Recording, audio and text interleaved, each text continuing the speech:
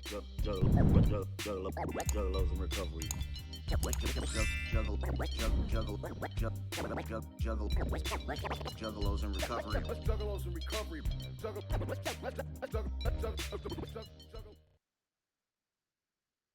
Okay, so I've already been talking for a hot minute. People who are watching this on YouTube, um, I forgot to hit record. The topic tonight we rolled on the gym list. It's under the mental health category, and we rolled the topic setting small goals. And I was talking about unrealistic expectations and how they tend to bring me down, and the ability to writing out the small goals and crossing them off of a physical list gives you the sense of completion and motivation to keep pushing to the next step. Um, but one of the struggles that I'm currently having is writing this next book, and it's because I know where I want it to be at. But not only am I struggling with stuff on my side, mental, emotional, physical, whatever, I'm also struggling with knowing that the step that I'm dealing with is a very long step to do, which is physically writing the book. Um, because I know what I want it to do, I know who I want to read it, I know everything that I need to know. I just need to put it down on paper. Um, but my issue is lack of motivation at this point, and my mental health is in a weird spot right now. It's not bad. It's just not good enough to give advice to other people. That doesn't come second nature to me. Um, but yeah, setting small goals helps understand the process and helps you focus and appreciate little things that happen, um, which is very important because if you're not grateful for what you have in the moment, then um, you tend not to be able to celebrate what you do have available to you. Uh, but yeah, Stacy, you raised your hand. You put it down. Did you mean to talk? Oh, I was trying to get your attention. Oh, well, you did.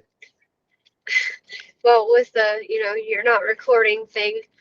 Um, but I mean, in all actuality, I think setting small goals is an extremely important thing for people who have any kind of mental things going on. If it's, ADHD, OCD, instead of feeling like you've got to get everything done right away, and setting small little things is better for the brain instead of associating that everything's got to be done right then and there, and also that it's got to be this big grand thing.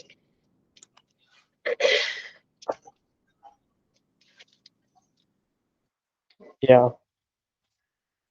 it can definitely. I know it has an effect on a lot of people. A, a lot of the issues I see nowadays is people know they struggle with the same thing I've struggled with for many years. Is they see where they want to go, they don't realize how much work goes into it. There's a thing. Let me see if I can pull it up. Uh,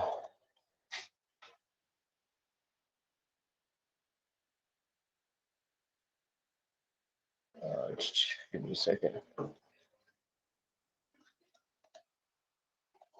think this is it. Yes.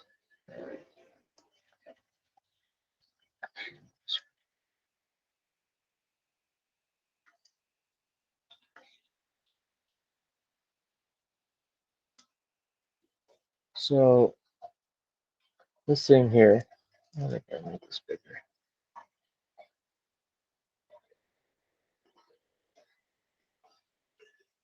So this is called the 5 stages of emotional change. I wrote about it in my first book, and it's extremely powerful. I go through this every time I come up with a new idea, and depending on how many steps I go in and focused on depends on if I get to this stage or not. Stage 5. So stage 1 is uninformed optimism, which basically means you got this bright idea, you're happy, you're motivated, you're excited, you're ready to go. Now, as you're coming up, you start realizing that there's so much extra work to get done. You start feeling overwhelmed and um, might start overworking yourself. I mean, there's a lot of stuff that comes into play when you have a bright idea and you have no research to back it up. And this is where a lot of people fall off. The mountain's too hard to climb, and you just tend to fall back and you just keep repeating these same 2 steps over and over again.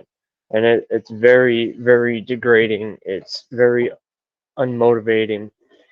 Um, there's a lot of negative things that can happen if you don't push past this.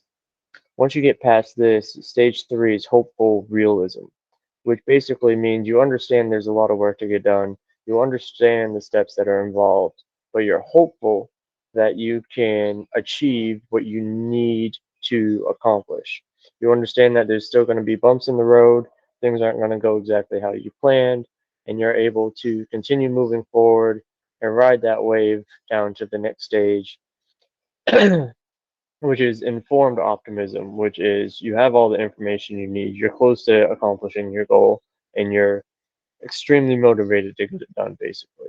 And then you've got where all your endorphins kick in the majority of the time, which is stage 5, you complete the goal.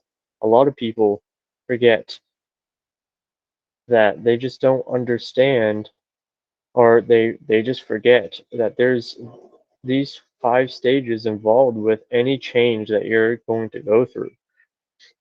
This goes for relationships. This goes for changing jobs. This goes for um, moving. This goes for anything you can think of. These 5 stages are universal through any change in your life.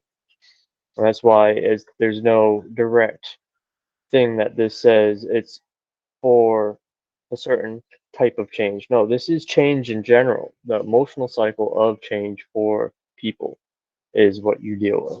And if you look at anything in your life, you look in at uh,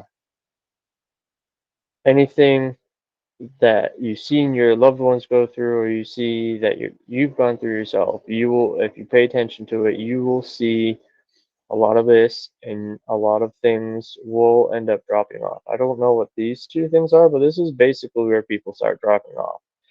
Um, so that's what I will use that for.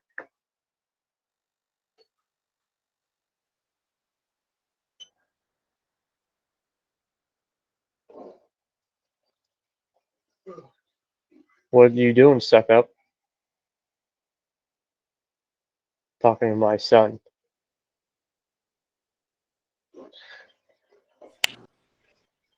What do you mean? I was just giving you a hard time. I don't want to get hard times from Frank. Well, get over it. No, he says he doesn't really get hard times from you. Oh, well, just wait till I get home.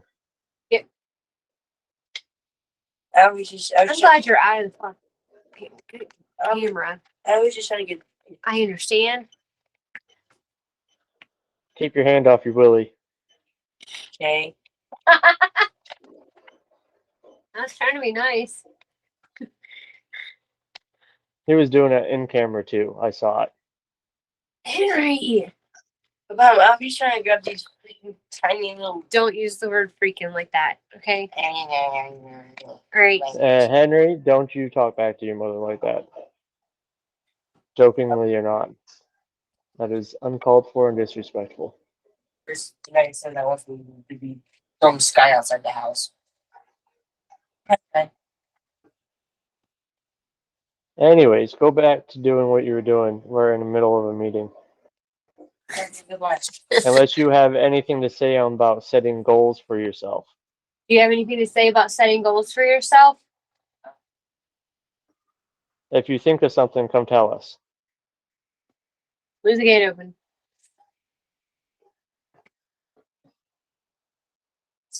You got anything else to add there, lady? I mean, I've been a really great person in the, not having the great expectations that I should have for myself, and they're up here and not where they should be, which, in normal. And that's a hard pill to swallow when you're used to like having to do things and have a certain expectation. How have you learned to deal with that? Slow down.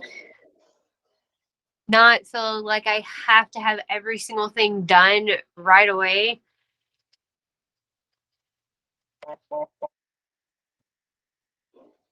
Your phone vibrated. Yeah, but there's nothing there. Oh, it's 3 o'clock. I need to turn those alarms off.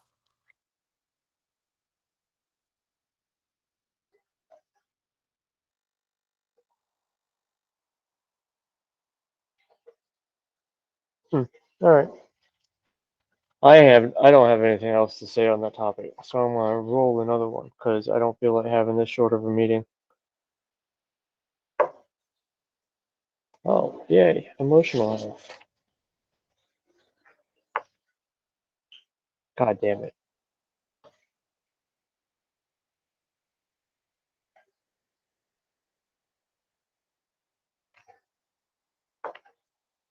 Another mental health. All right. So we have to find a way to tie in. Community can help when dealing with your emotions and self-love together. To me, even though they seem contradictory, to me those sound easy to merge together because it was only because of my community that I learned how to love myself. When I stepped into the rooms of AA, they told me that they would love me until I learned to love myself. And it took a little bit, but I figured it out. Hey, Tessie. Tessie. Hey, pretty girl. Um, Self-love is extremely important too. We've already covered in a previous meeting about community dealing with helping you deal with your emotions, so I won't go into that too much. But self-love, learning how to love who you are is a difficult task when, and I'm speaking from my personal experience, not anybody else's. When you're taught, whether purposefully or by accident, that you aren't good enough, that everyone else can do better than you. Um, what is this? The animal carousel? You just grab another animal every time I look away? Petey, you're an asshole. I don't like you.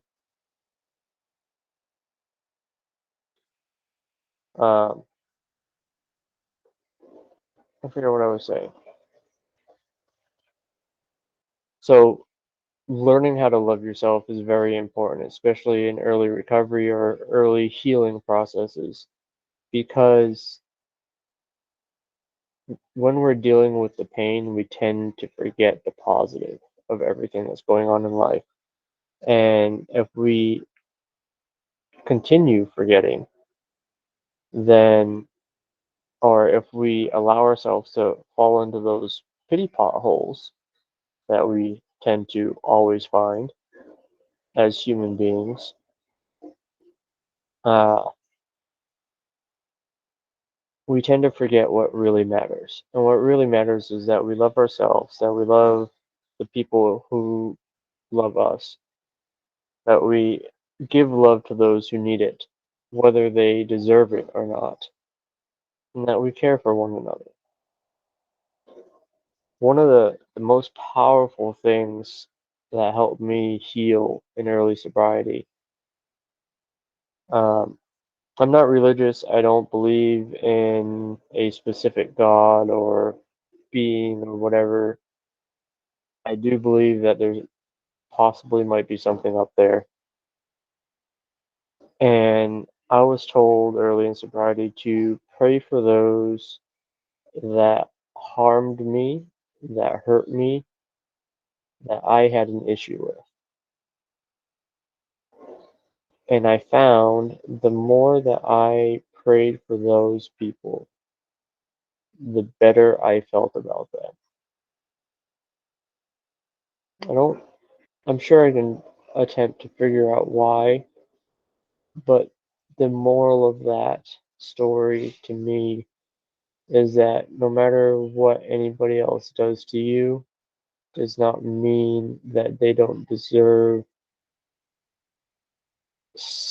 a form of kind thought. They are human beings. We don't know what they've dealt with. And honestly, I'm going through my head right now trying to think of people who don't deserve it. And there might be people out there who are psychotic and have completely fucked up brains and are in jail for doing fucked up things. But honestly, I truly deep down believe that if people were to stop being so judgmental and stop putting so many others down for being different or whatever, the world would be a better place. But also, you have to remember in reality, you to be able to understand good, to have the word good, the negative has to be true as well. So having good means you have to have bad. Every time I look away, will you quit with the cats and the animals? You're showing off the zoo for free and I've got to pay admission. It's unfair. Right, Tigger?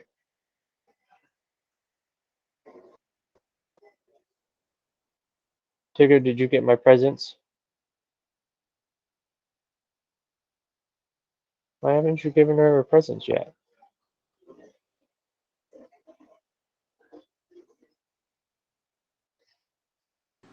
Because I thought they were for Christmas.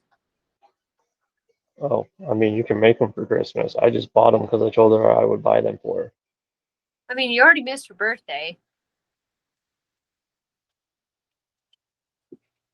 Trust me, she gets enough out of my paycheck that she knows that I love her and care about her.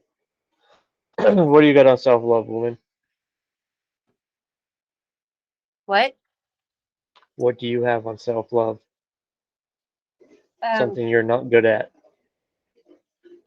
uh,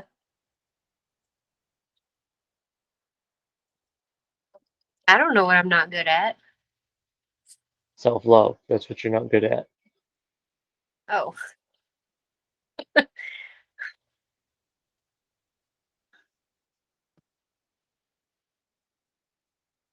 I mean, I love my animals. It's not self-love. I'm talking about how does loving yourself impact you? It would make my attitude better. So what do you do to attempt to love yourself more? Do more things Honestly. What have you done this week to love yourself more? Let's get specific. to love myself more this week. Well, this week's only Monday. Within the last week, be specific. Um, I did absolutely nothing for 2 days straight And that's good. Why? because I usually do more than nothing, And and how is that self-love? because I didn't stress myself out. So you were taking care of yourself. So Yeah, another version of self-love is self-care. Giving yourself what you need when you need it.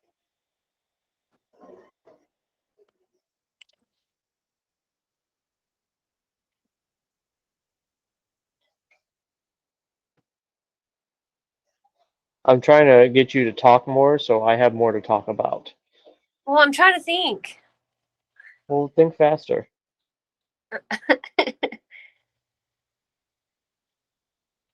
Don't make me roll again.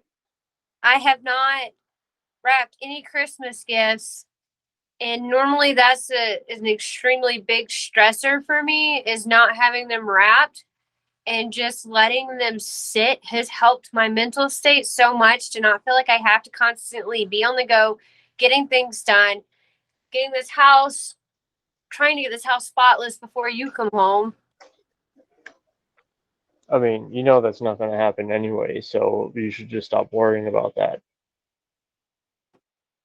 Look at the animals that you just brought into the screen. Like, there's no way to keep the house spotless. There's things that live there, not just the humans.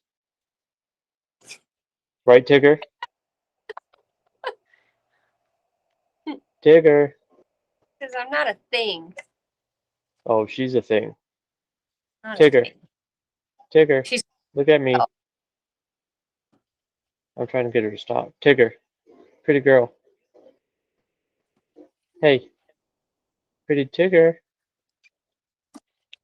You're a butthead, super. Tigger. Hi, Tigger. I ordered presents for you.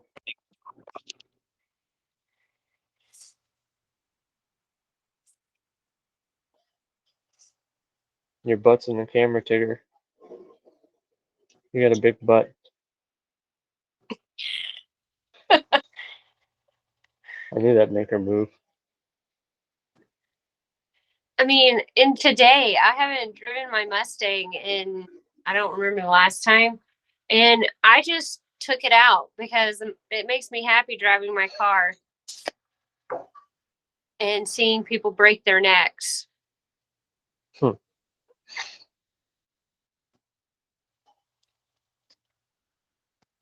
Okay. Mm.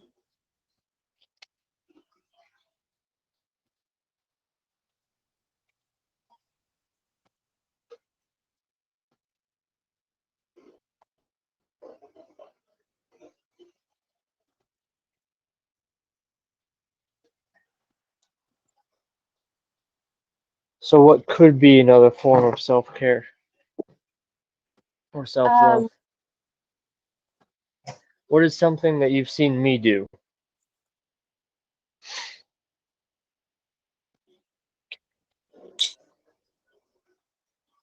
uh, veg out and play Pokemon all day Yeah. Do you understand why I do that? because your battery of people is low and you have to refill it. That or I've overdone my mental capacity and I need to reset it. Because the only way for my brain to work as hard and as fast as it usually does is by putting everything I have into something, and I tend to do it to the point where I have nothing left to give.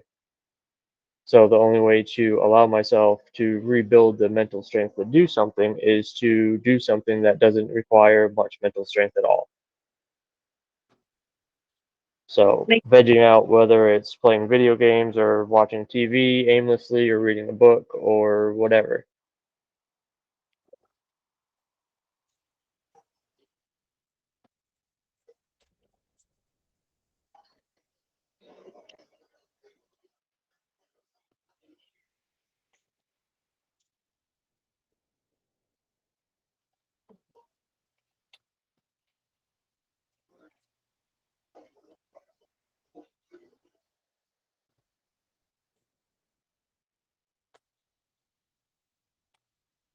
That's always a good thing, though. I mean, so you play on, the Switch and stuff, or play D&D. And what helps me, I know, is not the same, but I can sit on the couch like yesterday. I reclined on the couch pretty much all day, and Tigger laid with me pretty much all day. And that was such a positive release, having her lay with me and just being able to do nothing. I mean, besides take care of Henry.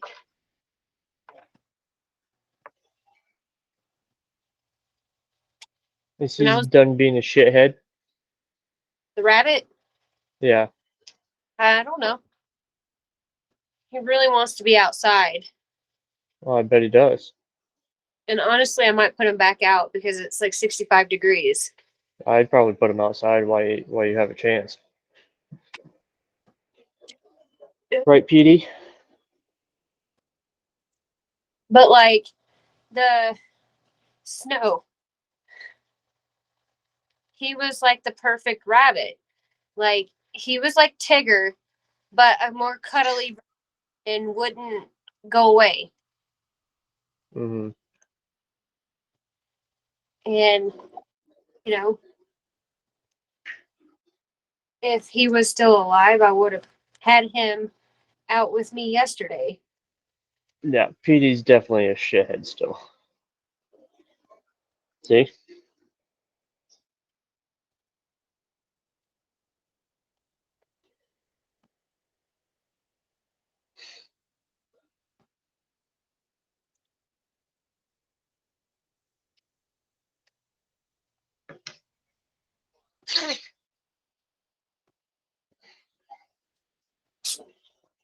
Bless you. Bless you. Don't.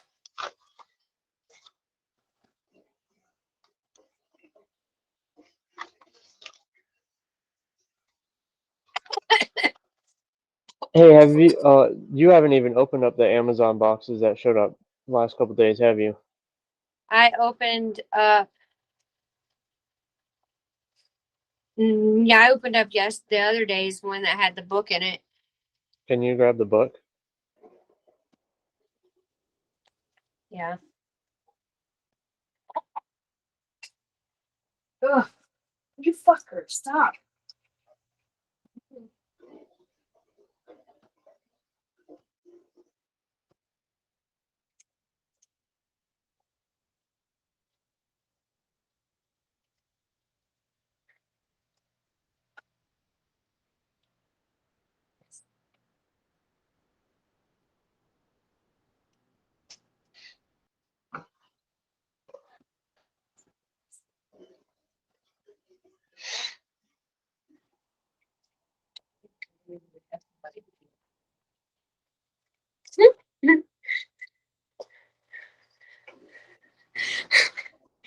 Looks like you get yourself in a pickle there, Petey. See, that's what you get.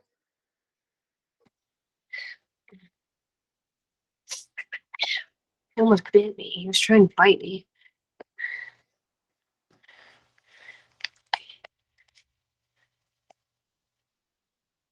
Nice. They didn't really take care of it.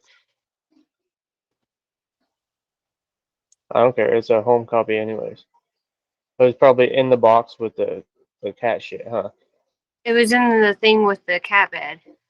Yeah, so it didn't have support. They didn't put any even in with the cat bed. Yeah. They both were just flinging around the box. Yeah, that's all right. Shove it on the bookshelf and it'll be good. Shove it in some books.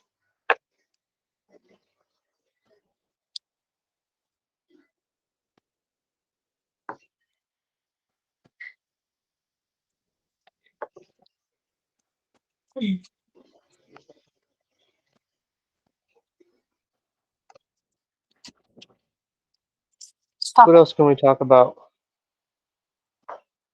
Um,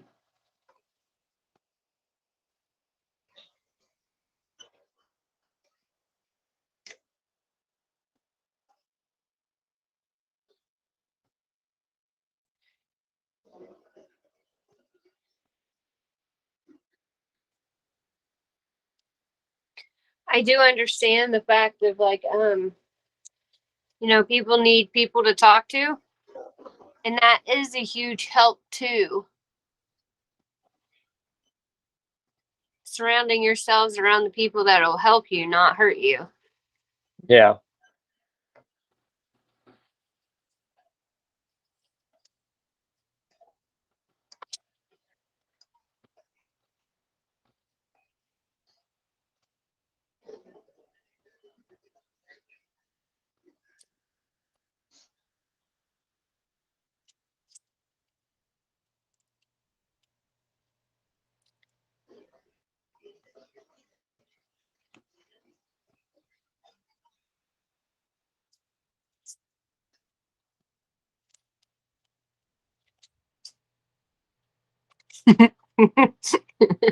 Henry.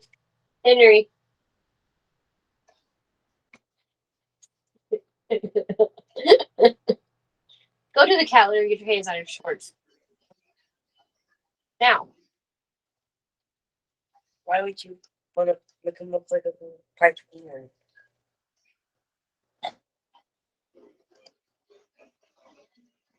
Really, PD?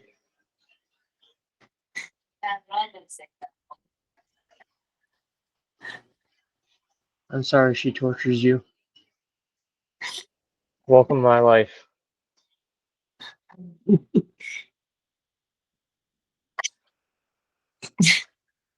Y'all are not funny. You should just let him run around. Or does he just go right back in his cage? No, he runs around the house.